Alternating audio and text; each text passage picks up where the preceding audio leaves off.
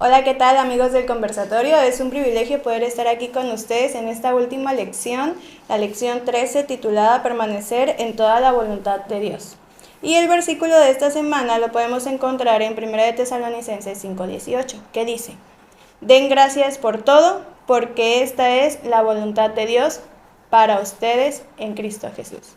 Y en esta lección vamos a ver cómo Pablo reconocía el éxito de la proclamación del Evangelio, haciendo alusión a que ese éxito es que todos participen en la obra, junto con Dios claramente.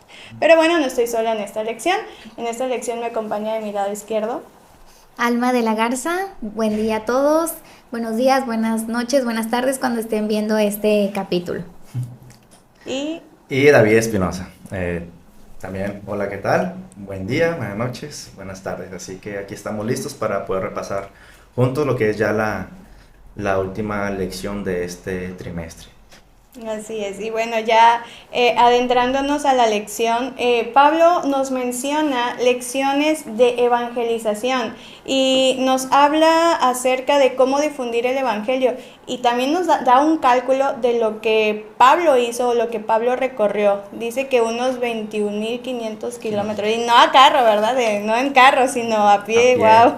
Eso, la verdad es que no sé cuántos de nosotros caminamos o evangelizamos de esa forma. Yo sé que hay más formas de evangelizar, pero nos hace alusión Pablo de que él pues lo hacía a pie. Sí, yo creo que esa parte es muy interesante y la verdad que me hizo un poquito reflexionar porque al ver esta cantidad de kilómetros que ha recorrido para poder llevar el Evangelio a muchas partes, me hizo pensar de una manera pues personal y a lo mejor a cada uno de nosotros también nos puede llegar este mensaje, porque muchas veces, aún teniendo nuestros carros, Uh-huh. aún teniendo la facilidad de poder ir a visitar a algún hermano o ir a hacer la obra misionera, aquí cerquita, alrededor de la iglesia o en nuestras casas, a veces muy difícilmente lo hacemos. Y como es que Pablo aquí nos pone de una manera, no sé si indirecta, el ejemplo para que nosotros saliendo, podamos ir de nuestra comodidad, aún teniendo nuestra comodidad, podamos hacer esta obra misionera a las personas con nuestros recursos que tenemos, en la facilidad de nuestro carro, tranquilamente en el clima, ir a visitarlos o ir caminando aquí. O sea, hay muchas facilidades que ahorita tenemos y que Pablo antes no tenía, y sin embargo él lo hacía por amor al Evangelio y por amor de seguir el propósito de Dios que tenía para él, ¿no? Y por amor a los hermanos de todas las iglesias, o sea, tú mencionabas que nos da indirectamente, yo creo que nos da directamente una lección. O sea, él cuando no podía ir a visitar las iglesias enviaba cartas. Ahorita, ¿qué podemos hacer? Un mensaje y ya. Sí. Llega Mucho en más fácil. segundos, o sea, es Ajá. mucho más fácil y sí como que te da un... Pues no es un regaño, ¿verdad? Pero sí el hecho de ver todo lo que hizo Pablo estando en la cárcel, o sea, no estaba de que en su casa, en la comodidad, estaba en la cárcel. Y nosotros el ahora ver que realmente es lo que estamos haciendo, ¿no? Y Pablo pregunta, o más bien no Pablo, la lección, ¿cómo se describe a Tíquico y qué razones da Pablo para enviarlos a él y a Onésimo a Colosas? O sea, ¿por qué los envía y cómo describe a ellos? Y haciendo otra pregunta, ¿cómo nos describirían a nosotros también, no? Ahora. Los describe como fieles, como emisarios dignos de confianza. Yo creo que lo hacía principalmente para que las demás personas a donde los enviaba pues realmente creyeran en ellos y que vieran que pues eran personas dignas de confianza y lo que llevaban era real noticias del mismo Pablo. Y se interesaba tanto en enviar, bueno, cuando no podía ir porque estaba encarcelado o estaba muy lejos, enviaba cartas, pero a veces quería que alguien oralmente les dijera las noticias. Entonces por eso creaba estos emisarios para que pudieran ir y contarles las nuevas buenas o bueno, o noticias de cómo estaba Pablo y así, pero recalcando sus cualidades para que las personas creyeran en ellos. Sí, aquí yo quería también, algo que me gustó de esta misma parte de la lección, es que Pablo no trabajaba solo. Pablo trabajaba nos da a entender que él no era solo el que llevaba el mensaje, sino buscaba a otras personas obviamente de confianza, a las cuales pudieran ellos también dar el mensaje de él y el evangelio a otros lugares. Y a veces nosotros podemos ponernos a pensar hoy en día que a lo mejor la responsabilidad o el trabajo misionero de la iglesia recae en el pastor. Es decir, bueno, pues que el pastor tiene que ir a visitar ir a hacer obra misionera nada más, porque él es el pastor. Pero aquí no debe entender Pablo de que hoy él no trabaja solo. Así como el pastor, él tiene el pastor como cabeza de la iglesia, pues también trabaja con los ancianos, con los departamentos de la iglesia, con jóvenes, ministerio de la mujer, Dorcas, y cada uno de ellos pueden ser como emisarios que también puedan servir para la obra. O sea, no solamente recae en una sola persona, sino todos estamos involucrados en la obra del evangelio y todos tenemos la responsabilidad y también podemos trabajar en esto. O sea, a esta parte de decirla, me gustó como esta parte interpretarla de esta manera, en que todos estamos involucrados en este evangelio, en este trabajo. También me gustó cómo Pablo obviamente se centralizaba en evangelizar y en convertir, pero además daba un verdadero seguimiento, no importa en dónde estuviera, si estaba lejos, encarcelado, como estuviera. Él predicaba un evangelio de amor, que es el mismo que estamos predicando nosotros, o el mismo que deberíamos predicar nosotros, de un Dios de amor, y él hacía esto. Además de predicarles de ese Dios de amor, él seguía mostrando amor para con los conversos, preocupándose por ellos, enviándoles cartas de estimados, amados, oro por ustedes. Ese seguimiento, se preocupaba por ellos. Él lo que predicaba lo demostraba, ese amor que predicaba lo demostraba mediante ese seguimiento que daba a los creyentes, y se preocupaba por ellos, aunque él estuviera en otra condición tal vez un poquito peor, pero él quería hacerles saber que él estaba allí, que los amaba y que los animaba a que siguieran fieles. Y bueno, otra cosa, yo creo que a veces nos podemos entender como evangelización y a lo mejor pensamos de que, o nuestra prioridad es únicamente las personas de afuera, de que hay que hacer obra misionera así a las personas que no conocen de Dios o a las personas que necesitan de Dios, y nos concentramos mucho afuera. Pero Pablo nos muestra que no solamente es la gente de afuera, porque a veces pensamos de que nada más en la gente que no conoce a Dios y nos centramos en ellos, pero las personas que están dentro de tu iglesia, o que ya pertenecen a nuestra iglesia, también necesitan ánimos, también necesitan que se le dé un seguimiento, que pregunten cómo están, motivarlos. Y creo que esa es una buena elección también, porque hay que, claro, enfocarnos en las personas que no conocen a Dios, pero sin descuidar a las personas que ya tienes dentro, sino también motivarlos, como mencionabas, que él mandaba cartas, mandaba ánimo mediante sus cartas y mediante las otras gentes para poder ayudar en la fe y en este proceso que están llevando los nuevos conversos. Así es, lo que Pablo quería era que todos se mantuvieran unidos y se mantuvieran firmes. Y mencionas algo muy importante, ¿no? Que viene en el lunes, conectividad en la iglesia, ¿no? No solo a las personas que están fuera, sino también a las personas que están dentro. Y cuando leí que Pablo envió a Tíquico a alguien especial para compartir el mensaje, me hizo pensar en que a veces, por ejemplo, en mi caso, viajamos de un lugar a otro y pues las personas no te conocen, ¿no? Es como cómo será ella, o sea, si es adventista o no sé. Hablando de cargos en la iglesia, ¿no? Que si se pueden dar o no. Entonces yo me puse a pensar, cuando llegué aquí a La Roca, Yarenis ya me conocía de la iglesia de allá de Veracruz. Entonces, digámoslo así, gracias a que Yarenis me conoce, Ale confió en ella para que yo pudiera estar en el club de aventureros. O sea, luego, ni pasó ni un mes y ya estaba dentro del club. Es lo que quiero enfatizar con Pablo. Pablo mandó a alguien de confianza para que no, por decirlo así, cualquiera llegara a hablarles a los hermanos del evangelio. O sea, se preocupaba tanto por ellos que dijo, es que no puedo ir yo, pero puedo enviar a alguien. Y entonces... No, sí, adelante. Y entonces así Pablo, entiendo yo que también trataba de mantenerlos unidos, y justamente nos dice, la pregunta, ¿de qué otras formas fomentaba Pablo la conectividad en vista de algunos de los problemas que el apóstol abordó en esta epístola? ¿Qué mensaje podían transmitir estos saludos? ¿Por qué estos saludos?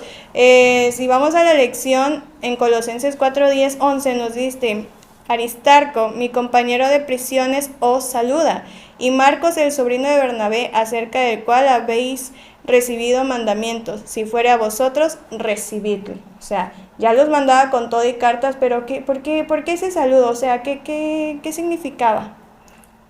Yo creo que a lo mejor estaba, bueno, yo creo que hablando todavía de la preocupación que tenía Pablo hacia ellos, a veces Pablo pues se encontraba, mencionaba la lección, que se encontraba encarcelado con dificultades, y él, pues su preocupación pues no trabajaba solo, él buscaba la manera, como mencionabas, de llegar a las iglesias buscando a personas de confianza. Y lo interesante es de que no solamente trabajaba con un cierto grupo que él tuviera cerca, sino que eran de diferentes lugares, por así decirlo. Decía la lección que eran judíos y gentiles que trabajaban juntos, o sea, y no es como que, ay, tú por ser judío pues, no entras aquí, ¿no? O por ser gentil no puedes hacer la obra, sino que todos estábamos involucrados. Y hoy en día pues lo podemos tomar en cuenta también, ¿no? Todos estamos involucrados independientemente de qué zona del país seas, incluso si eres un nuevo converso, también tú puedes hacer la obra, independientemente de qué iglesia vengas, que ahora eres parte de la iglesia, o sea, independientemente, la obra es para todos y para los que quieren trabajar para Dios. Sí, Pablo menciona que era significativo porque había personas judías que le apoyaban, o sea, y había personas de raíces gentiles, y dice, estos colaboradores eran capaces de trabajar eficazmente juntos, unidos y en armonía, o sea, independientemente de que si fueran de la circuncisión, como antes, estaban dispuestos a trabajar, y de hecho menciona ahí uno, no recuerdo el nombre, que estuvo encarcelado con él. Sí, creo que muchas veces, y bueno, ya pasándolo acá, me gusta ver la lección y pasarlo a nuestros días, pues este problema de la unidad es algo muy común todavía en nuestros días, ¿no? Si Pablo en esos momentos estaba preocupado y buscaba que los conversos, sus iglesias se mantuvieran firmes y evitando las dificultades que pudieran tener en su vida espiritual, incluso ellos conviviendo, pues hoy en día también lo vivimos, ¿no? A veces por alguna diferencia que tengamos con el hermano, porque tiene otra manera de pensar, que quizá porque es muy conservador o porque es muy liberal, a veces hay mucha tensión en eso. Hoy en día también vivimos eso, ¿no? Y como que esta lección nos ayuda a entender que como iglesia podemos trabajar juntos, aunque haya diferencias, podemos hacer la obra de Dios. Así es, porque tenemos un propósito, ¿no? O sea, todos tenemos o debiésemos tener el mismo propósito, entonces trabajar para que ello se cumpla. Luego dice la lección, ¿qué propósito es presentado aquí? ¿Cómo es posible lograrlo? Hablando de Colosenses 4, 12 y 13, y lo voy a leer, dice: os saluda Epafras, el cual es uno de vosotros, siervo de Cristo, siempre rogando encarecidamente por vosotros en sus oraciones. Eso es como que siempre rogando, para que estéis firmes, perfectos y completos en todo lo que Dios quiere, porque de él doy testimonio de quien tiene gran solicitud por vosotros y por los que están en la Odisea y los que están en Hierápolis. Y aquí pues creo que es como claro el hecho de orar unos por otros, ¿verdad? Uh-huh. Y el propósito que él menciona es que es animar a los colosenses a que se mantuvieran firmes, perfectos y completos en todo lo que Dios quiere. Y ¿a qué se refieren estas como cualidades que él menciona allí para que ellos se mantengan así? Pues mantenerse firmes, que sean inamovibles, que estén fundados su fe y que sean firmes y seguros del evangelio que estaban pues aprendiendo. El número 2 es que sean perfectos, y sabemos que la perfección es en su máxima expresión es en el amor abnegado, y cuando uno llega a eso, nunca dice tenerlo o nunca dice haber ya llegado. El número 3 es que permanezcan completos, y esto significa que es satisfacer plenamente todas sus áreas.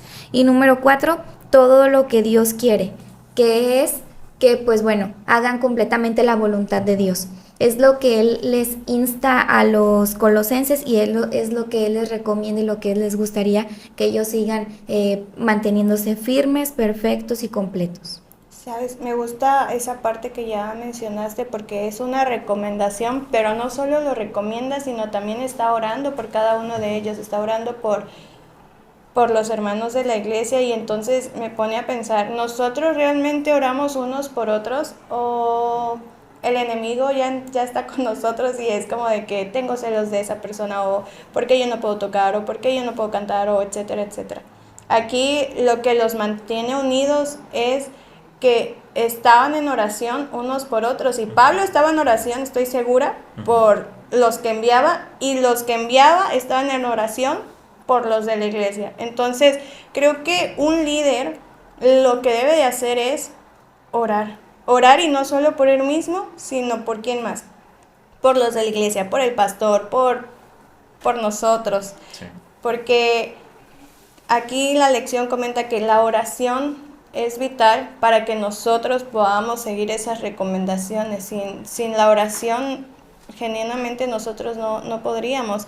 Quiero leer una parte de los comentarios de Elena de G. de White. Dice: día tras día estamos edificando caracteres y edificamos para la eternidad. Dios desea que nosotros en nuestra vida demos un ejemplo a la gente del mundo de lo que debiera ser y de lo que puede ser por la obediencia al Evangelio de Cristo. Nosotros tal vez no vayamos de puerta en puerta, ¿verdad? Pero con nuestro propio testimonio estamos dando a conocer quién es Cristo en nosotros. Si tenemos alguna dificultad, el cómo sobrellevamos esa dificultad, ¿sabes? Ahí estamos dando a conocer a Cristo, porque muchas veces podemos tener problemas y luego de que no, ya todo está mal, que no sé qué. Pero ¿cómo lo afrontamos, no? De esa manera también nosotros podemos dar a conocer a Cristo. Nuestro propio testimonio es el vivir en el mundo sin pertenecer al mundo. Sí, yo creo que esta parte pues es interesante y a veces complicada, ¿no? Porque creo que como comentábamos en nuestras lecciones, pues estamos totalmente inmersos en este mundo, y a veces hasta completamente en el trabajo y actividades que a veces es muy difícil darle el tiempo a Dios como debería hacerlo, ¿no? Muchas veces nosotros estamos pensando en nuestros deseos terrenales, ¿no? Quiero aspirar a tal puesto, a tal gerencia, quiero comprarme tal carro, y trabajas muchos años por ese carro, trabajas muchos años por esa gerencia, o trabajas muchos años por esa casa, y de una manera estás totalmente lleno de las cosas de este mundo que te hace no voltear a ver a Dios, ¿no? Y creo que aquí mencionaba un pasaje, ¿no? De que pone el ejemplo de Demas y Lucas, ¿no? Que uno sí decidió permanecer fiel a Cristo y al ministerio, y Demas, que prefirió hacer las cosas de este mundo. Creo que así lo mencionaba el texto. Pero bueno, en esto vivimos actualmente, y pues una de las cosas que nos mencionaba era de que pues hay que estar orando, buscando la manera de buscar nuevamente a Dios, y cómo está ahorita actualmente este mundo, ¿no? Estamos inmersos en todo esto. Sí, y bueno, yo lo conozco como Dimas. Sí, Demas, es que se Dimas. escribe Demas, pero no Pero sé si pronuncia Dimas. Dimas. Está ahí. Bueno, Él. bueno, me gusta mucho, bueno, me impresionó mucho estos versículos, como en Colosenses 4, 14 y 15, vemos que Lucas y Dimas estaban juntos, estaban mandando saludos a las iglesias. Pablo los mencionaba como pues fieles seguidores, como fieles participadores con él. Y después en 2 de Timoteo 4, 10 y 11 vemos como Pablo dice con tristeza que solo Lucas permanece con él. Y dice, Que me ha desamparado. Así es, y Dimas, pues dice Pablo muy bien ahí en su carta que prefirió las cosas de este mundo. ¿Cuál es la diferencia entre estos dos personajes?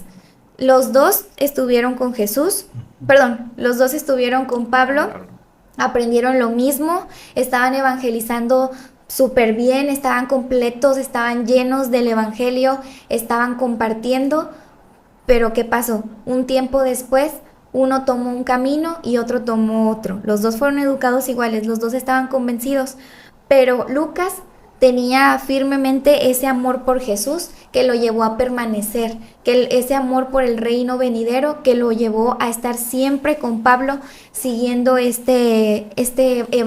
evangelizando a las demás personas. Y Dimas se distrajo. Él amó más a este mundo, quiso las cosas de este mundo y dejó lo que él tanto había anhelado en algún momento. Se le olvidó por estar en este mundo. Por eso este día nos dice que debemos vivir en el mundo sin pertenecer a este mundo. Y eso te hace pensar a cada uno de nosotros, ¿no? O sea, cada uno de nosotros podemos ser Dimas. Podemos ser él, o sea, nosotros estamos dentro de la iglesia, aparentemente estamos trabajando, venimos a la iglesia, hacemos la obra, pero aquí te hace pensar en qué está fundamentada el venir tú a la iglesia, en qué está fundamentada tu fe, en qué realmente está. En este caso con Dimas, como mencionabas, ¿no? O sea, él hacía toda la obra, él estaba muy bien haciendo la obra del evangelio, pero al final decidió retirarse. ¿Por qué? Porque quizá realmente su corazón no estaba fundamentada en las cosas, en Dios, ¿no? Quizá no sé qué había pasado por su mente, en otras cosas, pero te da a entender de que realmente no estaba en Dios. ¿Y qué es lo que necesitamos nosotros hacer? Bueno, no solamente es venir a la iglesia, no solamente ir, ok, voy a visitar, voy a hacer la obra, ok. Por compromiso. Ajá, por compromiso, o porque está tal persona, o porque así me han enseñado. Exacto. Realmente es un momento como para reflexionar en qué está fundamentada, por qué vengo, por qué estoy aquí. Y si tu respuesta no es Dios, ahí estamos haciendo algo mal.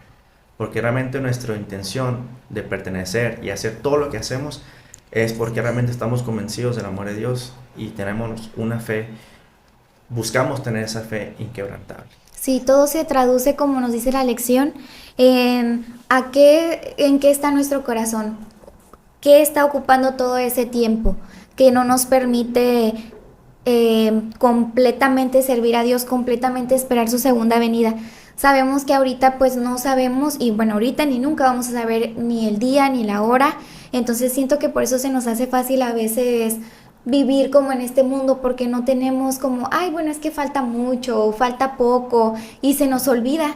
Entonces por eso empezamos a llenar nuestro corazón, nuestros intereses en cosas del mundo, cuando deberíamos de estar alertas, cuando deberíamos, como nos dicen muchos consejos en la Biblia de cómo deberíamos estar esperando la segunda venida, en alerta, preparados, consagrándonos, viviendo con una vida pacífica, en armonía con Dios, para cuando Él venga recibamos esa corona, porque sabemos que no podemos servir a dos señores, porque si servimos a uno, menospreciaremos al otro, como nos dice Tito 2:11.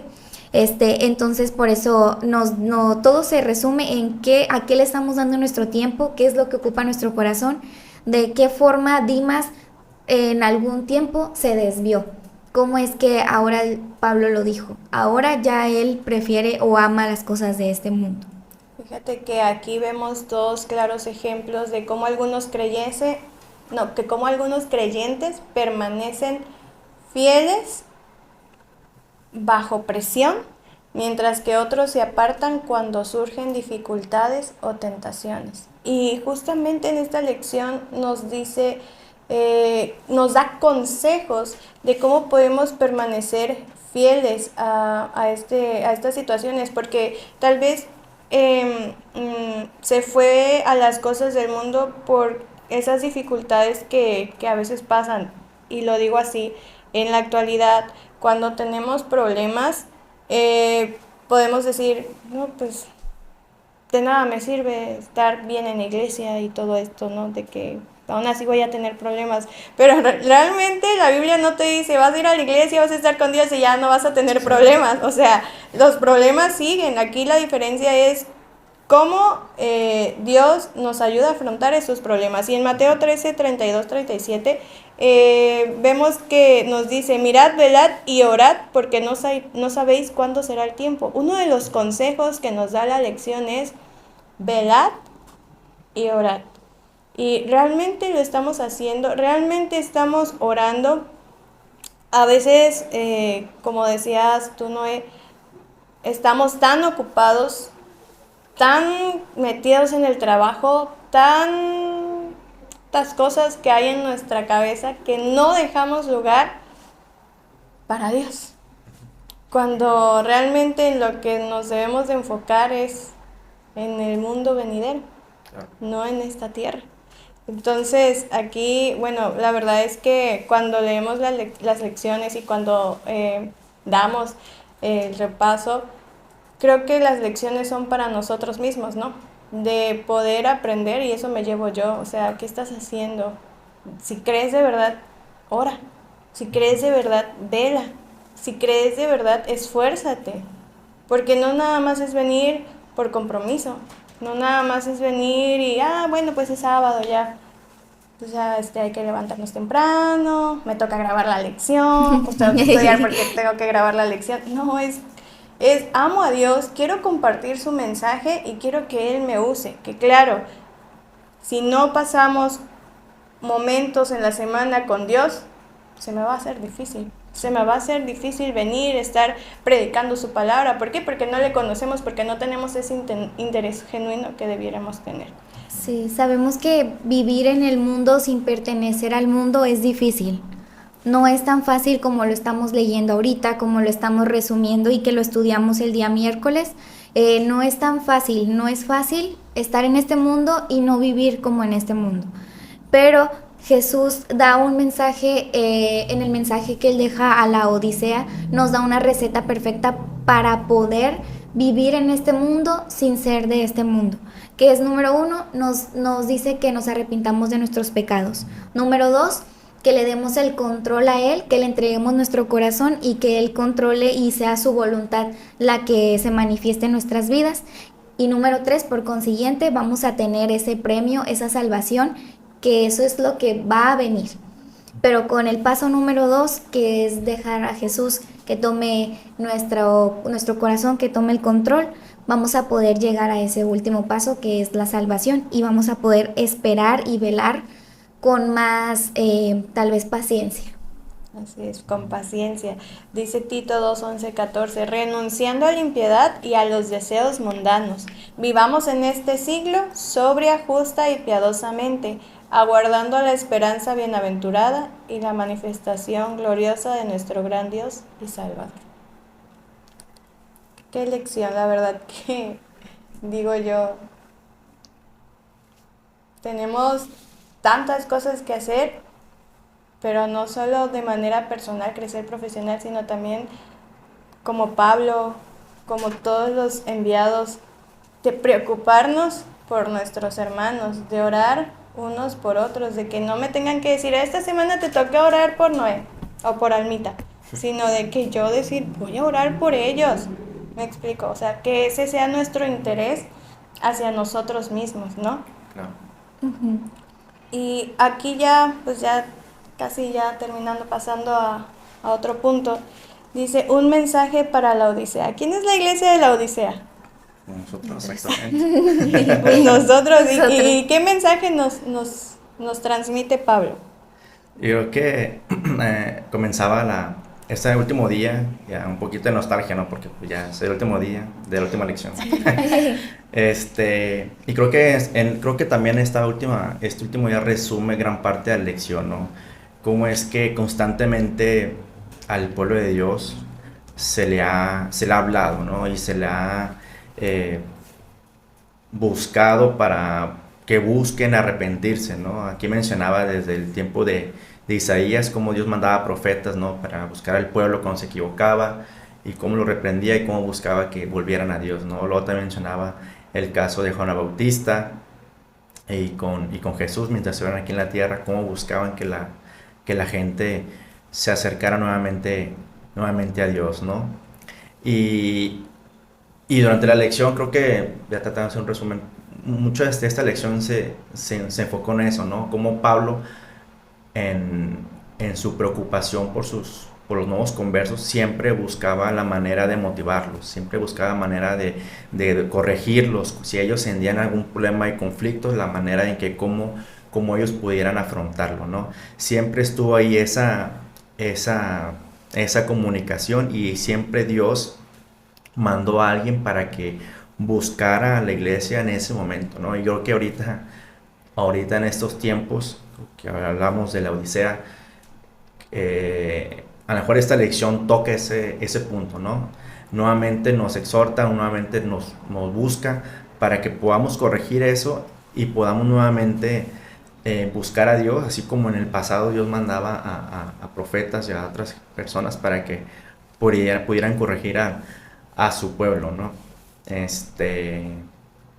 Hablando un poquito más de este día, mencionaba aquí, ¿no? Que cuál era el método o la forma para que pudiéramos nosotros encontrar esa cercanía entre el cielo y la tierra, ¿no? Mencionaba todo el proceso que tenía que llegar para poder lograr al final el propósito del título de esta lección, acercar el cielo y la tierra. Y mencionaba primeramente una, ¿no? Que era la cruz, por medio de que Jesús, de que derrotó a Satanás. Después, mediante su obra en el santuario celestial, en el cual pues Jesús está intercediendo por nosotros, y en el momento en el que nosotros decidimos si aceptar a Dios o no. Y finalmente, cuando sucede el milenio, en el que el pecado va a ser completamente destruido. Y justamente cuando el pecado sea destruido, es ahí cuando Dios podrá unir el cielo y la tierra. Así es, en esta parte entiendo que Pablo nos advierte contra la autosuficiencia espiritual. Y aquí lo veo en los psicólogos, yo puedo, sí, ¿sabes? Es lo que dicen, yo puedo, yo hago esto, Yo yo me lo lo merezco. otro, yo lo merezco porque yo hice esto. Y en nuestra creencia no es el yo quien hace que tengamos trabajo, que estemos bien, es Cristo. Entonces nos advierte sobre la autosuficiencia espiritual. No somos nosotros, sin Dios nada somos. También nos enseña que la verdadera riqueza y sabiduría están en Cristo. ¿De dónde proviene la sabiduría? Del temor a Jehová. Entonces nos insta a que pues, también pidamos sabiduría, pero ¿qué debemos de hacer? Respetar a Dios, obedecer a Dios. Y nos llaman a la unidad, madurez espiritual y fidelidad en el servicio. Y algo que menciona la lección es que los profetas tuvieron que reprender al pueblo de Israel porque ya estaban adorando como el mundo. Bueno, ya estaban adorando como el mundo. Dice, Isaías llegó a lamentarse. ¿Cómo se ha vuelto en ramera la ciudad fiel? Llena estaba de justicia, en ella habitaba la equidad, pero ahora la habitan los homicidas. Y también me da tristeza porque es parte de un mensaje hacia nosotros. ¿Cómo realmente estamos trabajando en nuestra madurez espiritual? Y no solo en la nuestra, sino en la de los demás. Dice, e instó al pueblo a volver a Dios en busca de perdón y limpieza. Entonces yo creo que la lección de esta semana, ya que para que vayan buscando también sus conclusiones, nos insta a permanecer en oración unos por otros, permanecer unidos, permanecer firmes y permanecer nuestra mente, nuestros pensamientos y nuestra vista en las cosas celestiales y no en las terrenales. Y para concluir el trimestre, literalmente, Pues Dios va a unir el cielo y la tierra, de eso no hay duda. Pero debido al gran conflicto es por eso que lo va a hacer por etapas. Y ahora estamos en una etapa que tenemos que esperar. Entonces nos insta la lección a seguir velando, esperando, no confiándonos y no desviándonos porque podemos quedarnos en este mundo amando a este mundo. Sí va a unir el cielo y la tierra, pero será por etapas y hay que estar y permanecer fieles para poder llegar a esa última etapa y poder tener ese premio que es la salvación. Y como mencionaba la última parte también, y terminaba con el título, ¿no? La única manera en que podamos unir el cielo y la tierra, y como menciona, es que el pecado desaparezca. El pecado no puede existir en armonía junto con el cielo y nosotros, ¿no? El pecado no puede existir. Y eso es reflexionar nosotros, ¿qué estamos haciendo? Nosotros trabajemos, ¿no? Como mencionaba también Almita, ¿qué estamos haciendo? Trabajemos nosotros mientras estamos aquí en la tierra para poder quitar nuestra mente esos malos pensamientos, poder quitar nuestra mente las cosas que nos hacen no enfocarnos en las cosas de Dios, porque la única manera en que podamos nosotros acercarnos al cielo, acercarnos a Dios, será mediante qué es lo que estoy haciendo yo, sin incluir el pecado y aquellas cosas que me quitan de la mente de Dios. Únicamente necesito yo, qué es lo que estoy haciendo yo para trabajar en esta tierra, para poder acercarme al cielo. Creo que esa parte podemos reflexionar, qué es lo que estamos haciendo actualmente y qué es lo que necesitamos, ¿no?